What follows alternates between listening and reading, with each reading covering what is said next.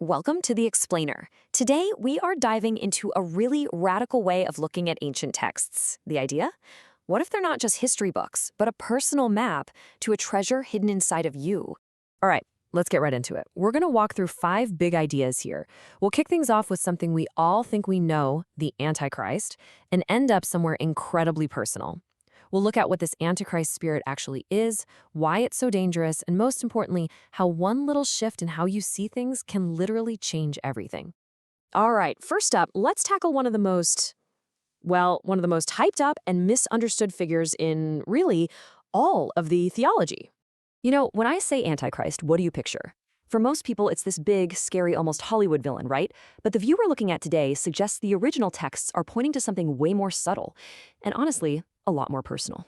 See, according to this interpretation, the Bible isn't actually talking about a single supervillain who's going to show up someday.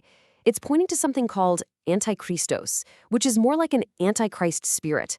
Think of it as a kind of deceptive energy or a way of thinking that gets in the way of a fundamental spiritual truth.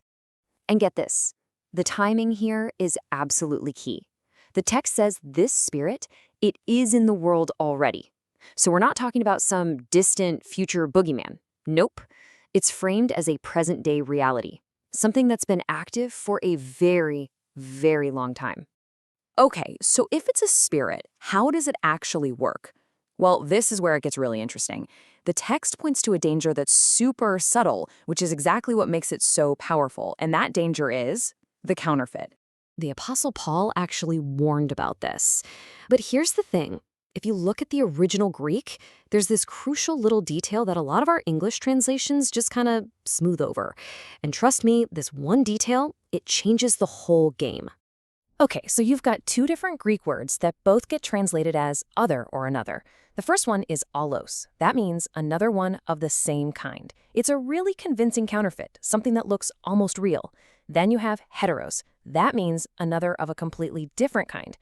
An obvious fake that nobody would fall for. So here's the real kicker. Paul's warning is that if you fall for the allos Jesus, the one that looks so similar, the plausible counterfeit, it will without fail lead you to a hetero spirit, a spirit that is completely different. See, the real danger isn't the obvious lie, it's the one that's just a little bit off, the one that looks almost exactly like the real thing. And this right here, this brings us to the absolute core of this whole idea.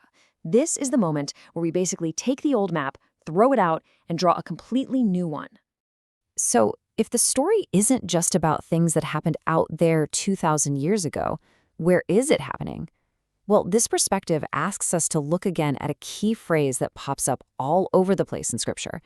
And if we read it just a little differently, the whole location of the story shifts from out there back then to in here right now.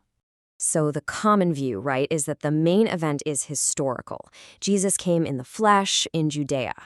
But this new interpretation says, hang on, what if the real meaning is within my flesh?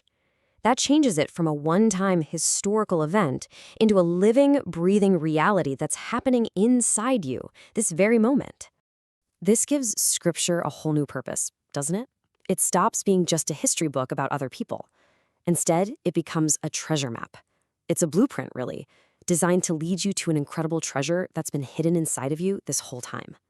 There's this amazing analogy that really paints a picture of this. Imagine a musk deer. It spends its entire life searching the whole world for this beautiful, incredible scent.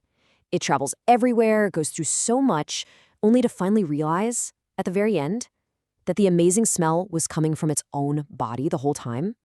So, okay, we've reoriented the map. It's pointing inward now. What exactly are we looking for? What's the X that marks the spot? What's the final destination of this journey? Well, it's not just about getting some new information or knowledge. The goal is union, a total one-to-one connection, a merging of your soul with the divine. The ancient texts actually describe this ultimate state as a divine marriage. And this moment, this union, is described with this beautiful Korean imagery of a bride and groom's ceremonial bow. You know that moment where they face each other and bow? It's that moment of perfect recognition and oneness. The divine spirit is the groom, and the human soul that's ready is the bride, and they become one. And that, according to this view, is what true worship really is. Now, once you're living from this place of union, it changes everything.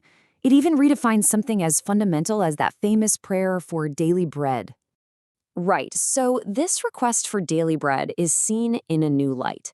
It's not about asking for food to eat. It's about accepting your spiritual mission for the day. Your real food, your true nourishment, comes from somewhere else entirely. Jesus even said it himself, right? His food was to do the will of the one who sent him. So our true daily bread becomes our purpose. It's the mission to share the truth that we found.